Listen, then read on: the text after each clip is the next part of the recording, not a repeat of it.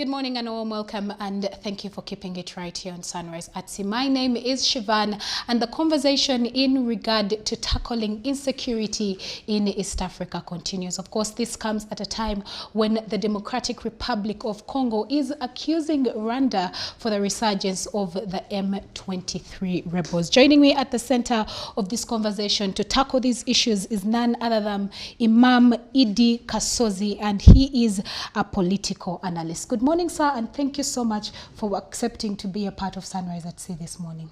Good morning, madam. Thank you for inviting me. Okay. I hope we shall have a fruitful discussion. Absolutely. This is a new station to me because I think had it for the first time when somebody actually called him, but okay. Sometime back I had seen something running and well, we are glad that this is your first time here, and I hope that even by the time you go, the viewer, but even you, will have left an everlasting impression. So today we are going to be handling a conversation in regard to tackling insecurity in East Africa, and I'm sure that you have heard all over the news on social media the fact that DRC is accusing Rwanda of the resurgence of the M23 rebels. So my first question would be, what rebel groups are currently posing insecurity to the East African region at large? That is a very interesting scenario to ask me what rebel groups. One, I don't deal with rebels. Number two, I don't want to say there are rebel groups in East Africa. Maybe there could be some disparity over leadership in various countries, which we term rebel groups. Of course, Uganda will tell you ADF, Rwanda will tell you FDN something, now Congo will tell you M23, Burundi will tell you, South Sudan, because we are talking about East Africa, and then maybe Kenya and Tanzania, relatively quiet. But then when you ask why Burundi, Congo, Rwanda, Uganda, and South Sudan, somehow when you look at those 7 countries, those 5 countries out of the 7 in East Africa, are the ones relatively still intolerant to their political opponents. And when these political opponents find it a bit hard, then I think they think that since most of these also came into power through violence, we can also discharge them through violence. And violence does not yield peace. It yields violence, and violence becomes a spiral. It becomes a spiral of violence, because everybody thinks, if I don't become violent, I may not go through. I was reading through an article by British newspaper, The Guardian, I think, The Guardian. Okay. And they are talking about the circumstances through which Lusevingana was sentenced to 25 years imprisonment in Rwanda, and then Rutasingwa, how he was tricked into a meeting, and the person who was coordinating was found out to be maybe an undercover worker of the Rwandan government. But when they were invited, they were saying, we want to do this. So it's unfortunate. Equally, if you look at our own ADF, where is ADF? Who is ADF? Every other day they will say ADF. Whenever something, even when M23 attacked Rwanda, immediately the spokesperson of the defense of the army said, we have found a what? A training center. An underground training center in Ruero. And what shocked me is that they said that even one of the people arrested there is a person who is believed to have detonated the bomb at CPS. Okay. Arrested, given amnesty, now he's back. And then I asked myself, did I hear what badly? When was this thing of CPS and Parliament having is new? When this man was arrested, was arraigned in court? How did he get the amnesty so quickly? Okay. Oh, he's believed and they did not arrest him, or they had arrested him in history. So sometimes these so-called rebel groups, as you want to call them, are just either scarecrows, or they are just being used by the regimes who are themselves oppressive to their people to justify why they are going to be hard on other political opponents. So M23, they say, is there.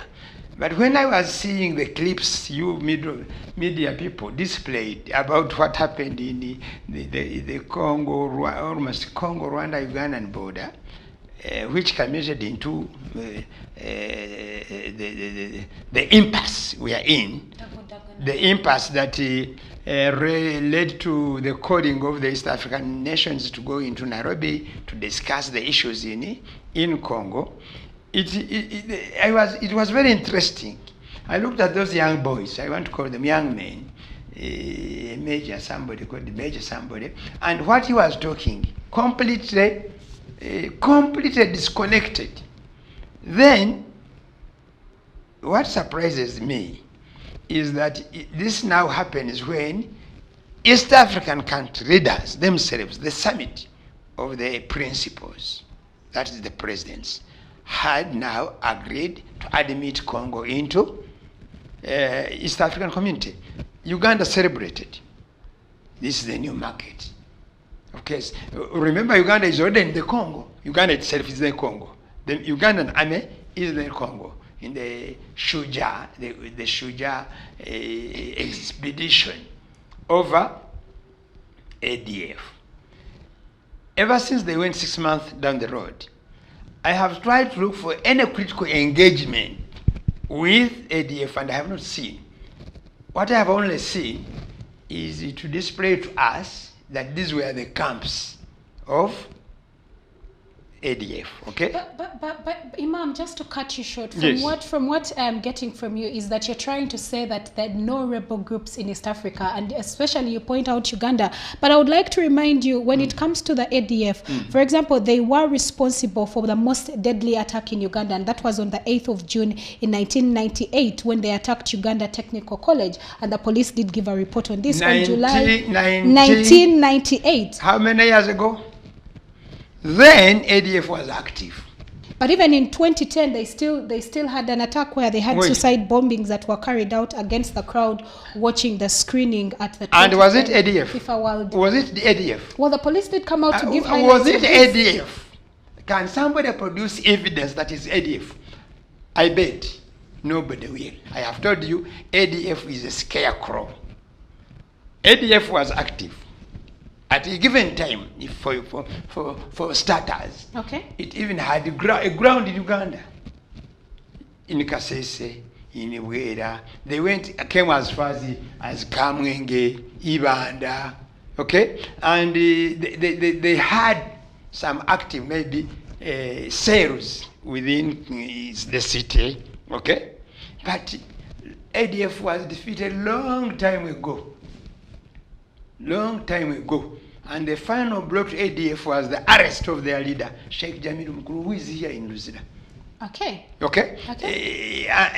Now, the very Jamilu and his team accused of that event, very sad event of 1998 in Kikwamba, was arrested 7 years ago.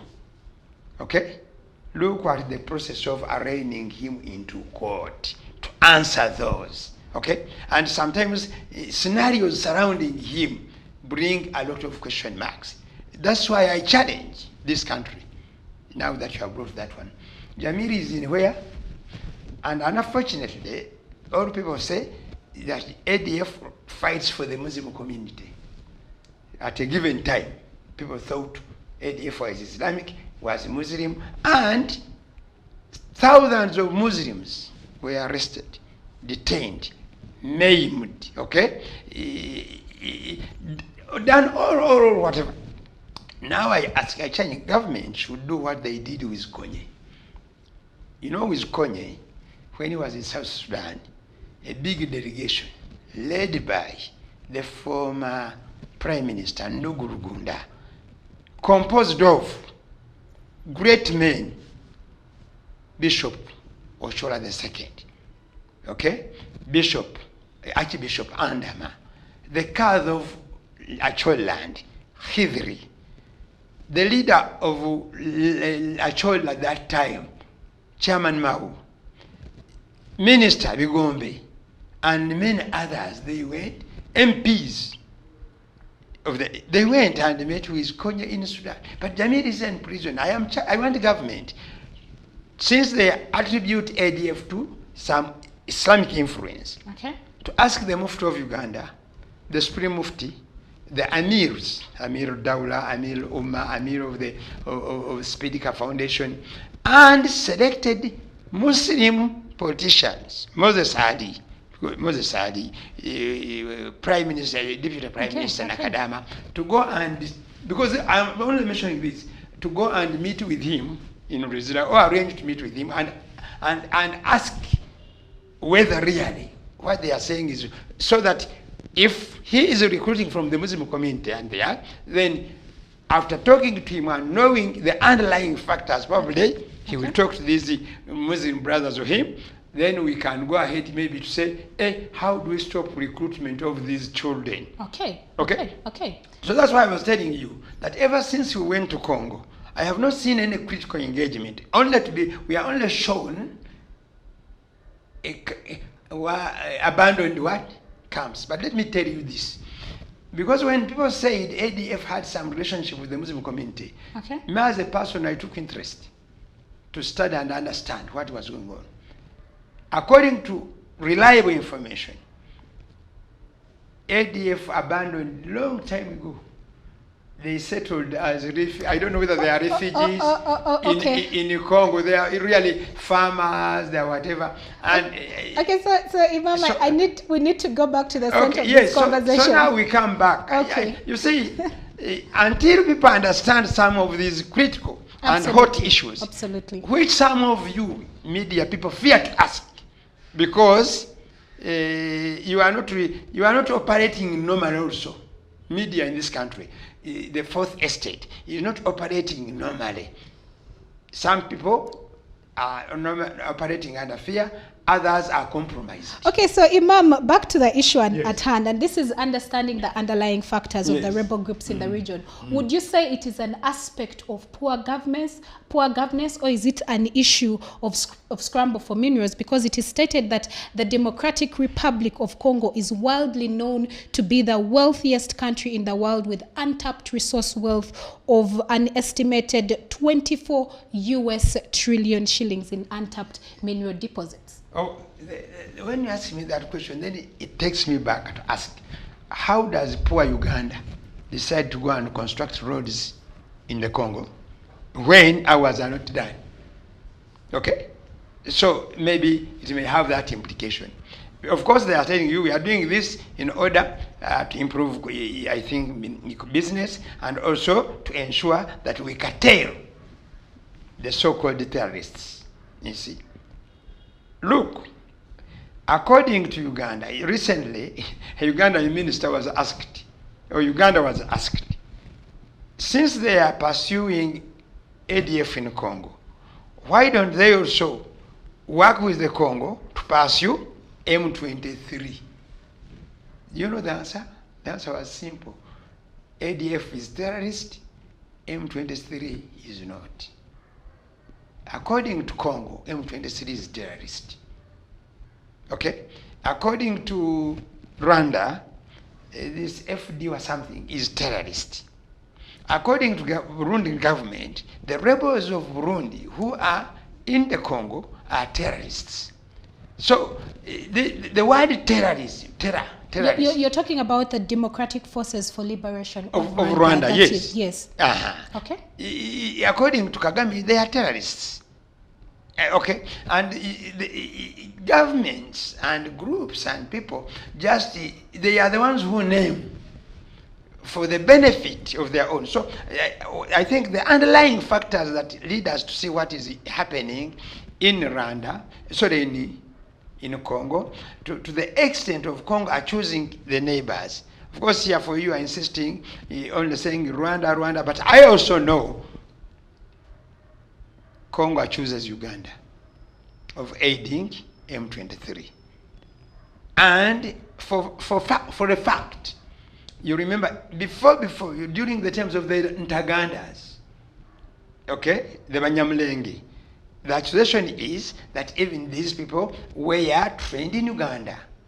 And in the very recent past, a delegation from Congo was here, and it was taken on a guided tour, being asked, show us where we are training M23. So, but I know, because we are speaking from Uganda, we say Rwanda, we fear to say Uganda. Me, I don't, because I want a peaceful East Africa. I want a peaceful state, Uganda, so that we can operate. And unfortunately, East Africa does not exist. It is just being assumed. In terms of, for practical purposes, the East African community does not exist. Don't you think those are very strong sentiments and statements? And I don't regret them. Because they sit in Arusha. You see, they sit in Arusha.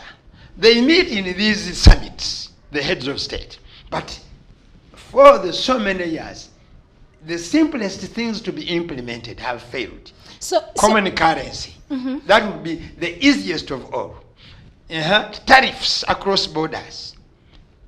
Movement across these countries. Okay. You see, some of these countries still demand that when you go there, they want you to have a visa. When we say we have an East African region, so you're not supposed to present a visa. Okay. Yes. Okay. So sometimes others even charge. If you are going to their country, they charge us. They charge us that we should pay. If we are a common market, we wouldn't pay. I have been to Europe. When I get a visa, one visa, called Schengen, Schengen visa, I will travel to all Europe except Britain. Okay? Except Britain for its purposes. Okay, but for us, okay. For our case, so the underlying factors, the biggest underlying factor you are looking for, you people, is a political question in this country, where our leaders, much as they are retired generals, they have remained militaristic. And the biggest challenge is, militarism is not a science. What we are seeing, M23, ADF, part of UPDF, Patriotic Front of Rwanda, which is the Rwanda whatever now, or what is in Burundi. Most of them, their problem is militarism. And militarism is not a science, it's just a state of the mind. Okay. And the best thing you can do, somebody suffering from militarism, is to deny him power. Okay, so Imam, away from that and looking at the fact, and also in your capacity as a political analyst, I mean, the heads of state met in Nairobi, and that was, of course, the chairman, or His Excellency Uhuru Kenyatta, did give orders and remedies in a way forward to handle the cases of insecurity and instability that are happening in the Democratic Republic of Congo, in particular in the East, and among them was to come up with a regional joint force. Do you think this will actually solve the instability, but also what does this mean for the army of the Democratic Republic of Congo at large, in your view? The problem is not principle. Okay. The invitation, when you look at the invitation in Nairobi, based on what you call East Africa, you think it was a principle. The issue is interest. And interests are clashing with the principle. And now, whom did he order that we answer, we respond to him? He was only making a request, which request will not work because of treachery and hypocrisy, nifaq, yes. In Islam we call it nifaq, hypocrisy. There's a lot of hypocrisy. They were meeting and they were talking, but in their heart of hearts, they did not mean that. Because it would be very easy. The president of Congo, president of Rwanda, president of Uganda, president of Burundi, president of South Sudan, president of Kenya and Tanzania, to go and sit with their ministers for East African affairs, and maybe the Speaker of Parliament of East Africa, okay, and the executive director. I think East Africa used to have an executive secretary, I think. I don't know whether it still exists. And they sit down and say, this is what we want. Congo has become part of us. Okay. Okay? How do we overcome this? Two, how many M23 people are available? How many? Uganda and whatever they would do easily. But you look at the disturbance we're having in Bunagana. The RDC, Shafiki, my younger brother Shafiki, the RDC in Kisoro, saying that even the food supply is what? Is over. Okay, so there is a problem. As you put it clearly, there was scramble for Africa by Europeans. Yes. Okay?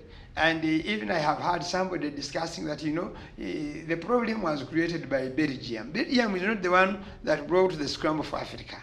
If you read a book of history written by, that book is probably known as Zamani. Okay? Zamani. But it is a history of East Africa.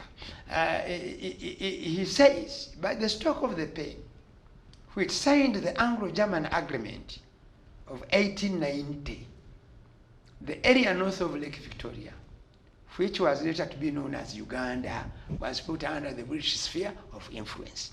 Then he adds Tanzania.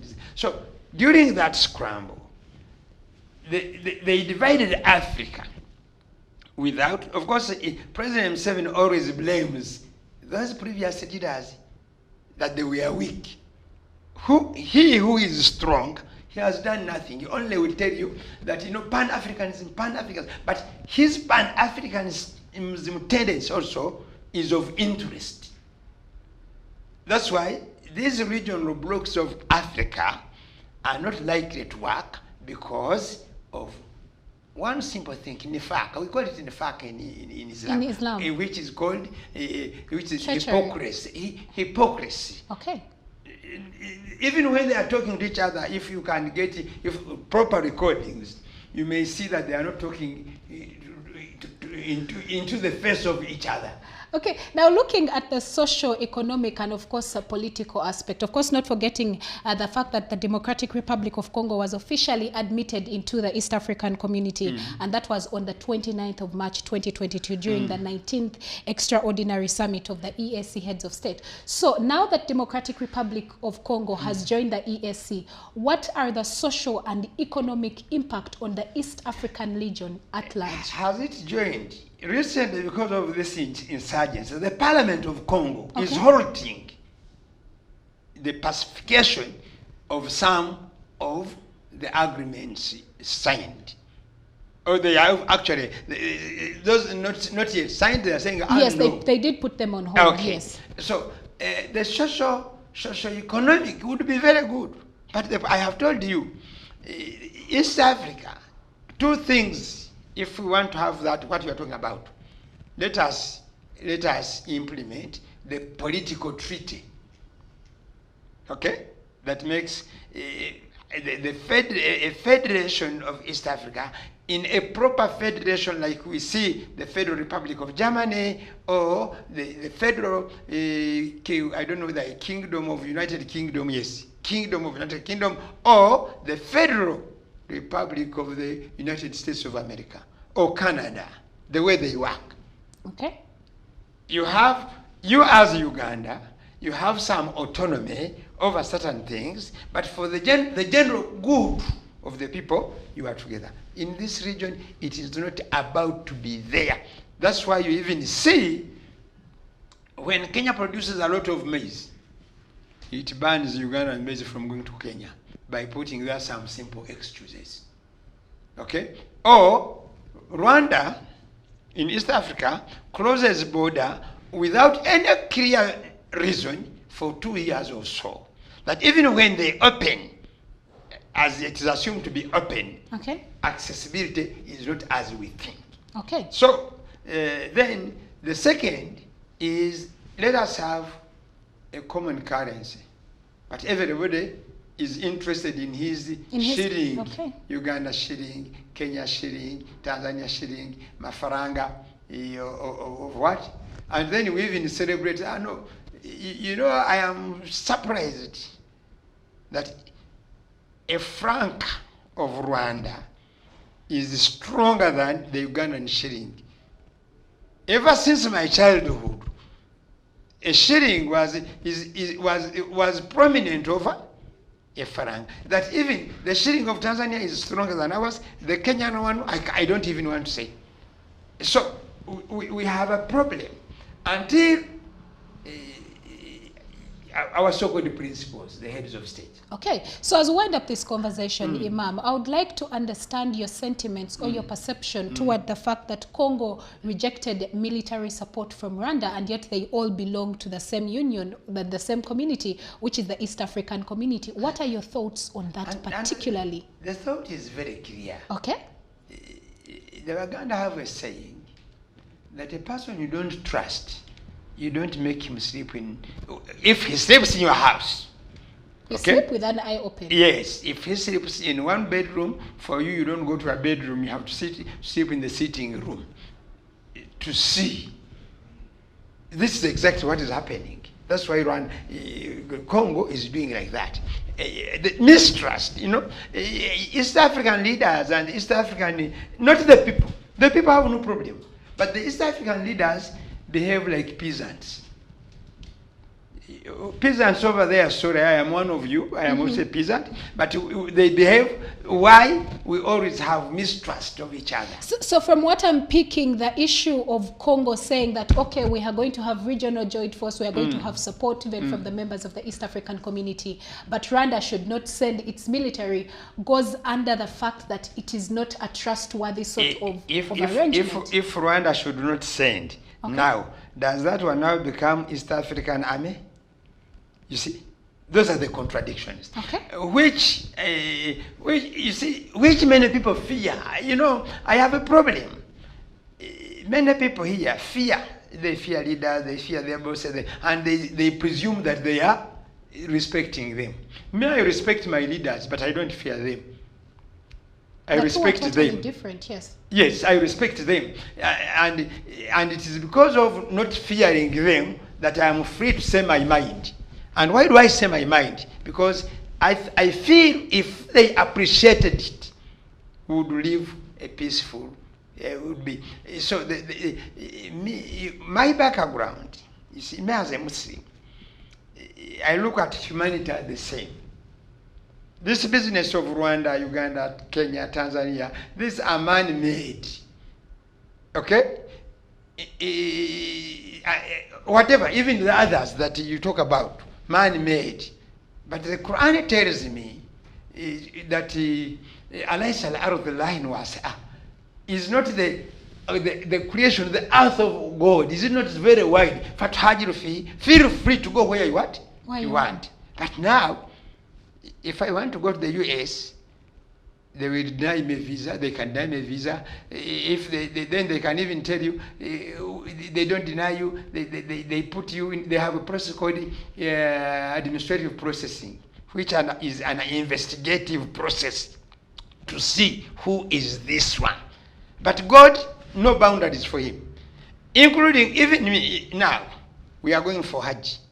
Okay, we need a visa to go for a religious a duty which every Muslim is bound to do if he has the means. Many have means, but they may be denied, sometimes because of politics. Okay. So equally, when we come back home here, this is the biggest problem. And unfortunately, we live in a biased world.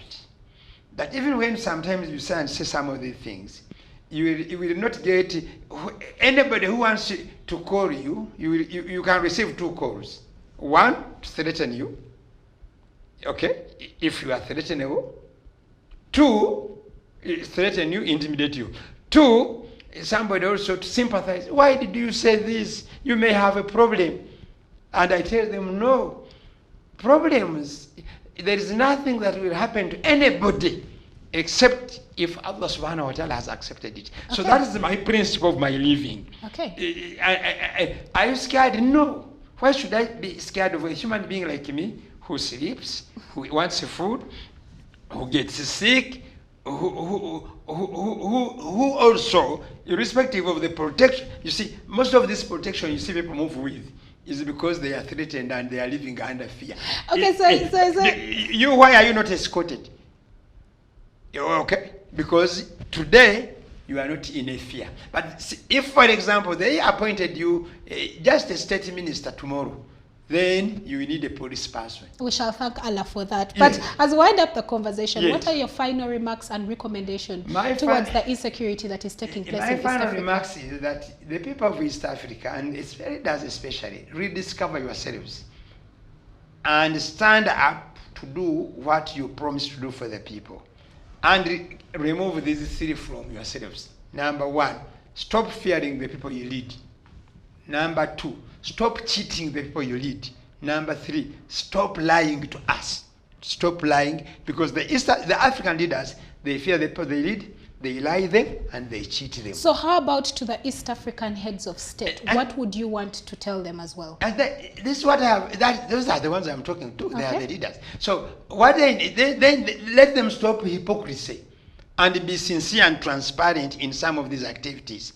Okay? So if M23 is in Uganda, declare it. And then say, how do we handle it? Now then say, okay, it is here, but their grievances are A, B, C, D. Let us tackle them. Okay? But behind the scenes, they will tell you, the M23, they will tell you for them they are Congolese of Rwandese origin. Okay. Banyamulenge. Okay. Most of them. Or Batusi. That we are being mistreated because of that. Not because of that. Equally, look, Sudan. You know, the skirmishes we always the Ugandan people have with South Sudanese over their borders, okay? So, but these people, the scrum I talked about of Africa, what they did, because they did not know Africa, they were only interested in getting portions to share, they did divide some people. If you go to Rakai, the people on the other side of Tanzania are related to the people of this side. If you go to Busia, he said, Auma. Yes. Auma is from, okay. It's a mixture. Yes. Yes. You may find them in the eastern region, yes. larger in the north, in the western region, yes. the Aru and whatever. So when you go to that, you can find an Auma across the border in Congo. Okay. Okay, because of the relationship between the Aru people there. If you go to Kasese, Bundi Bujo, okay, the tribes across there are the same tribes this side. You go to Rakaka. If you are in Rakaka, the people across there have some relationship with the Bagisu of this side. Okay, the Acholi people in South Sudan. Same. So, okay. So I think if the leaders rediscovered their sincerity, let me use the word sincerity now, for the leaders of East Africa. Yes. If you want to be good leaders, rediscover your sincerity and have clear and open operations amongst each other. Then it will enable us not to persecute the other because of their religion, because of their nationalities or tribes, as we call them. Okay. So, and I will close by giving them a verse of the Quran. Ya ayyuhan nas. God says in chapter 49, I think verse 13. Okay. Ya ayyuhan nas. Inna halaknakum min dhakara wa untha wa ja'alnakum shu'uba wa kaba'ila lita'arafu. Please the purpose for us. Yes, that you people, mankind, God said, you mankind, we created you from a pair of male and female. Okay. Okay? And out of that, we made you into tribes and nations for only one reason, so that you can, when you say Kasozi, immediately say Kasozi Baganda. Okay. That does not mean that I should exploit him or deny him opportunity because of that. When you say Auma, you know, this is from this particular whatever. Just for easy identification. Okay. These tribes and nations are only for identification. That's what God created. So the moment they reach that stage, then it will be that. Then the last and final, your leaders. Leaders are supposed to do, again, God has told them that we should do bil adil wal ihsan, to be just in our dealings, wal ihsan, and doing the right things. What you are doing, including our own leaders, you are doing wrong. You are unjust, not only to yourselves, but to even the people you lead. That's what I can. Okay, so of course we handle the leaders and we shall come back to the people in case you have a message, especially for the people of the East African region. But which country is set to benefit most once the regional joint force is actually put into place? In your perspective, which country? I don't want to say that there will be, because none of these countries is mightier than the other. You see, the mightier ones, like you see North Atlantic Treaty. Yes. The United States is the biggest beneficiary because it is very powerful. Okay. If you go to European Union now, in terms of business, Germany, because it's very powerful. But in terms of military, probably France. Okay, when you go to all those groupings, ECOWAS, yes, Nigeria is the biggest power than the what? Than the others. If you go to the Middle East, Egypt, but the military of East African countries is almost similar and at the same level. Of course, nobody will disclose because each of them is just, he wants to scare the other. That's why sometimes on functions, which are supposed to be for independence, to celebrate whatever, sometimes they parade guns and weaponry. Okay, finally. Just to create fear. Okay, so your last remarks also still to the people, especially in the East African region. What would you tell them? Let us keep cooperating as we were. Okay. I was old enough during the Tanzania-Ugandan impasse, Idi Amin versus Nyerere. Okay? But people use it to trade. The Tanzanians could come to Uganda to pick what they don't have, and Ugandans would go the same, despite the impasse. Even when Uganda and Rwanda have been on a standstill, you know that people have been helping each other. Because that's what, the people have no problem. It is the leaders. And one reason why they are behaving like that, they are very greedy. They will never stand on their word. They keep changing goals. Me who listened to President Museveni giving his maiden speech as the head of state of Uganda in 1986. Okay. You know, 1886. I was a public servant at that time. Me who listened to him, when sometimes I see him talk and see what he has done, I begin wondering what went wrong. That's why my answer says, please rediscover themselves. When I look at Kagame, the one I saw here, as a military officer in Uganda, Kagame, the president, and the changes he has gone. Look, why don't they take a leaf from, you see, the politics of Kenya is very interesting. For them, they don't have permanent whatever. They keep changing and creating some groups, and in those groups, today is orange, tomorrow is whatever, the other day is whatever, but then you find all of them. Now, for example, look, the Vice President of Kenya and the President of Kenya, who were together in the previous election, today they are saying a different thing. But they are pushing on. The government has not closed. So at the end of the day, for the East African leaders, it's Yes. to rediscover themselves. For the people in the East yeah, African exactly. region, Because they should learn to work together. The people have no problem. When Okay. you cross to Kenya or Tanzania, all of us, for them, they don't look at us as Baganda, Bachiga, whatever. They say, "Our Waganda." Okay. Waganda Okay. kushangia. We on Muganda. Okay, thank you so much, Imam Kasozi. So, it has been such a pleasure talking to you this morning. Thank you very much. Also, thank you for hosting me.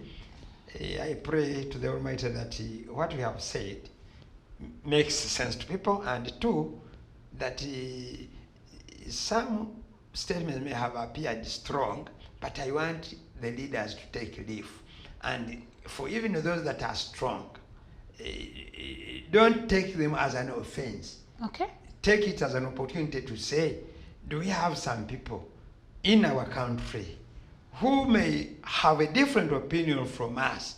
We can sit with for the betterment of this region. Thank you very much. Absolutely. Well, that winds up the conversation that we had for you this morning on the Twitter Jabs, and we were discussing tackling insecurity in the East African region. And I was having a discussion with Imam Idi Kasozi, and he is a political analyst. Actually, up next... I am a pineapple farmer. I am a farmer. This talking is ordinary. Because if I am a farmer and growing fruits, especially pineapples. Okay, so I was talking to Imam Idi Kasozi, and he is a pineapple farmer as well as a political analyst. Well, that winds up the conversation that we had for you this morning on the Twitter Jabs. Keep watching Sunrise at Sea.